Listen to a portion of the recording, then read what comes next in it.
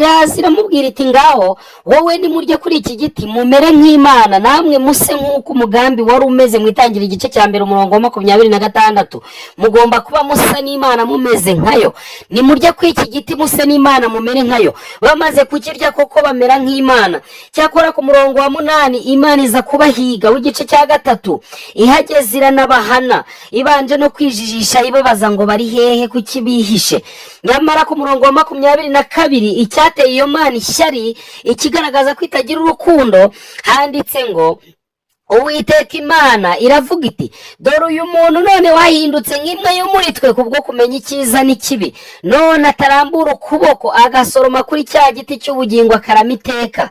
Nicyo cyatumye Uwiteka ku murongo wa 23 akura wa muntu muri Edeni, aramwirukana, aramubuyereza, aramwangaza.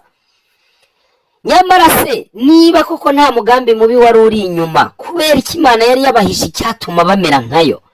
Mbese kubera iki yagize ishyari ngo bameze nkayo kandi n'ubundi barabaremye bashaka ko bamera nkayo?